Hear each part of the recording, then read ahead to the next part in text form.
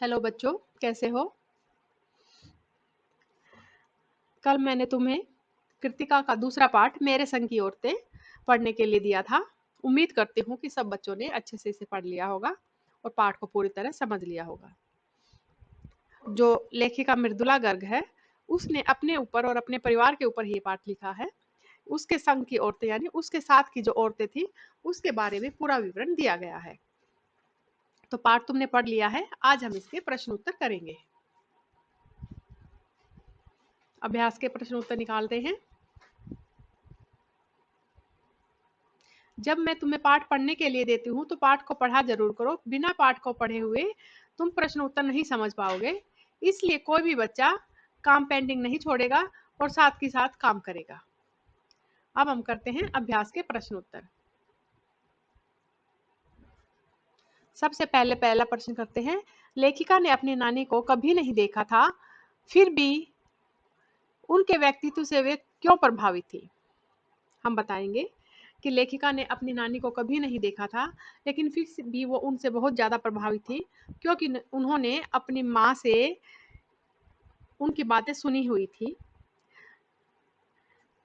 उसकी नानी पुराने विचारों की थी, पर्दा करती थी, घूंघट रखती थी और उसके जो पति थे वो अंग्रेजों के यहाँ पर काम करने वाले एक बड़े अधिकारी थे और लेकिन उसे वो सब पसंद नहीं था। वो अपने काम से काम रखती थी, चुपचाप रहती थी, सीधी सरल स्वभाव की थी। लेकिन जब उसकी मृत्यु करीब आई तो उसने अपने पति के द्वारा जो उसका मित्र था, पति का जो मित्र था, उसे बुलाया और एक वचन लिया कि तुम मेरी बेटी का विवाह किसी अंग्रेजों के चापलूस व्यक्ति के साथ नहीं करोगे, बल्कि किसी ना किसी स्वतंत्रता सेनानी के साथ ही करोगे। इस प्रकार की जो उसकी बातें थी, तो वो उसकी बातें सभी को प्रभावित करने वाली थी। दूसरा जो प्रश्न है वो है, लेखिका की नानी की आजादी के आंदोलन में किस प्रकार से भागीदारी रही? हम बताएंगे कि लेखिका की नानी वैसे तो सीधी सादी थी, पर्दा करती थी, किसी से ज्यादा बातें नहीं करती थी, अपने काम से काम रखती थी, लेकिन फिर भी उसने अपनी इकलौती बेटी की शादी एक स्वतंत्रता सेनानी से कराने के लिए वचन लिया था। तो इतनी सीधी सादी गांव की रहने वाली महिला किस प्रकार से किसी नौकरी पेशेदार व्यक्ति के पास न भेजकर अपनी बेटी को स्वतंत्रता सेनानी के यहाँ पर शादी करना चाहती थी? इस प्रकार से उन्होंने सीधी तरीके से असहयोग आंदोलन में, आज़ादी के आंदोलन में भाग न लेकर, बल्कि दूसरे तरीके से उन्होंने आज़ादी के आंदोलन में भागीदारी निभाई। तीसरा प्रश्न क्या है? लेखिका की मां परंपरा का निर्वाह न करते हुए भी सबके दिलों में राज करती थी। इस कथन के आलोक में लेखिका की मां की विशेषताएं बताओ। यानी जो लेखिका की, अब तक हम बात कर रहे थे लेखिका की नानी की, अब प्रश्न है लेखिका की मां के बारे में।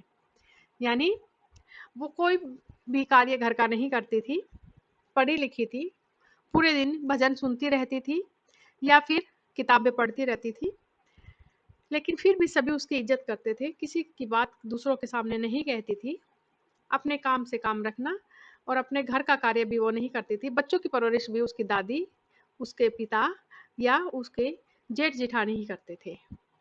तो इस प्रकार से हम कह सकते हैं कि एक तो वो अमीर घर की लड़की थी, उसका सबके ऊपर और उससे जो भी सलाह लेते थे सब उसकी सलाह को मानते भी थे।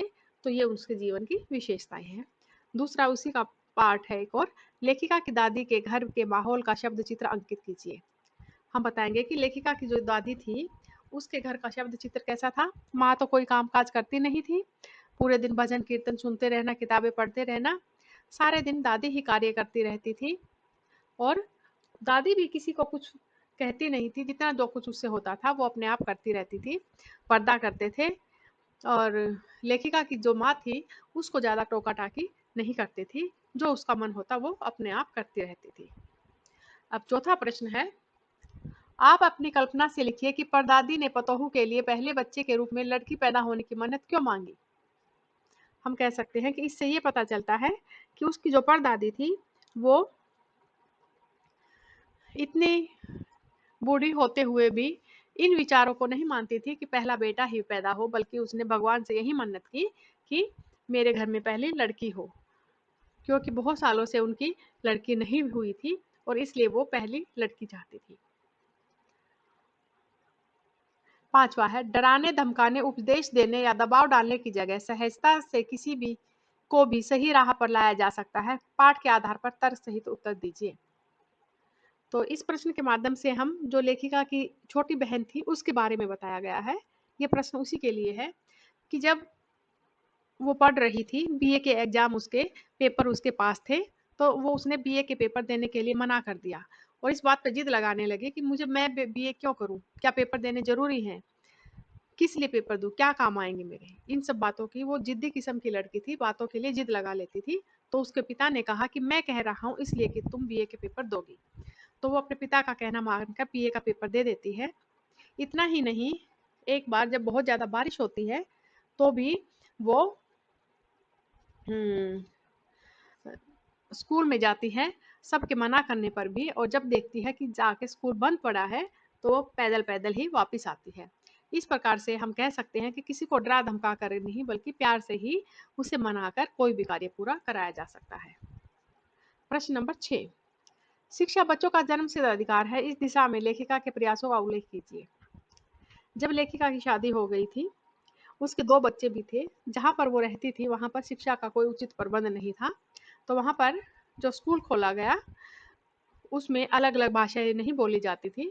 फिर बाद में लेखिका के द्वारा खोले गए स्कूल में हर प्रकार से शिक्षा प्राप्त की जाने लगी, और इतना ही नहीं बल्कि बाद में गवर्नमेंट ने भी, सरकार ने भी उसको मान्यता प्रदान कर दी थी।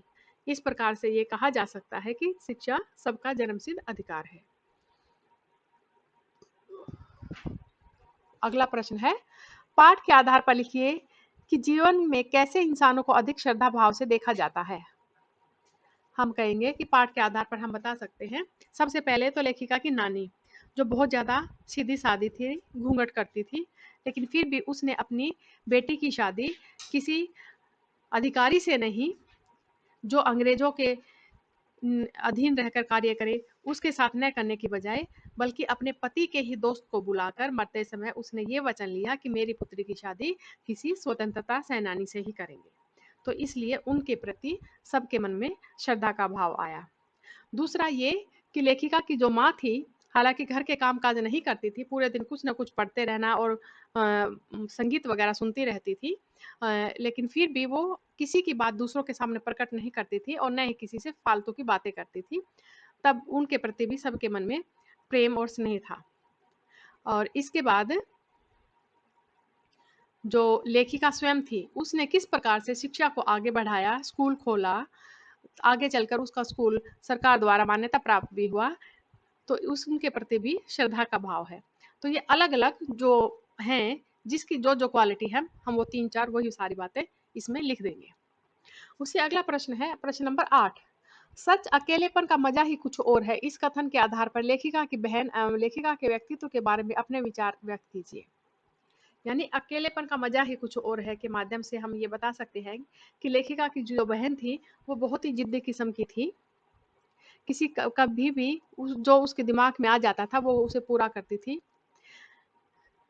बस स्टैंड से लेकर घर तक के लिए गाड़ी लेने के लिए उन्हें जाती थी, लेकिन वो फिर भी पैदल चलकर आती थी, हालांकि उसके बाकी भाई बहन उस गाड़ी में आते थे। और इसके साथ साथ एक बार जब वो स्कूल गई, बहुत बारिश हो रही थी, सबके मना करने के बाद भी स्कूल गई, लेकिन जाकर जब वो देखती है कि स्कूल में ताला लगा हुआ है तो वो वापस आ जाती है। यानी उसके जो मन में था, जब चाहे उसे वो अकेले में ही क्यों न करना पड़े, स्कूल से पैदल आना अकेला, सबके मना करने के बाद भी जाना। और इसके साथ साथ लेखिका ने किस प्रकार से अकेले रहकर अपनी शिक्षा के महत्व को समझा और स्कूल खोला और शिक्षा का किस प्रकार से प्रचार किया, ये सारी बातें इसमें आ जाएंगी कि लेखिका की बहन और लेखिका के जो व्यक्तित्व के जो ये अलग अलग जो बातें हैं, ये सारी इस प्रश्न में आ जाएंगी। इसके साथ ही जो आगे है, बस और नहीं है, खत्म हो गया ये पूरा। और अभ्यास के ये तुम्हारे 8 ही प्रश्न बनते हैं, ठीक है। और इससे अलग अगर कोई प्रश्न आता है तो घुमा फिरा के इसी पार्ट में से तो प्रश्न को समझेंगे और फिर उसके बाद करेंगे, ठीक है। तो आज का तुम्हारा जो काम है वो क्या है, जो ये अभ्यास के प्रश्न उत्तर समझाए गए हैं वो तुमने कॉपी के अंदर लिखने हैं और हर बच्चे ने लिखने हैं, कोई भी बच्चा काम को पेंडिंग नहीं छोड़ेगा और हर बच्चा मुझे व्हाट्सएप पे जो ये प्रश्न उत्तर लिखेंगे वो मुझे कॉपी करके दिखाएंगे, फोटो जरूर भेजेंगे। इसके साथ ही आज का हमारा लेक्चर खत्म होता है। Thank you.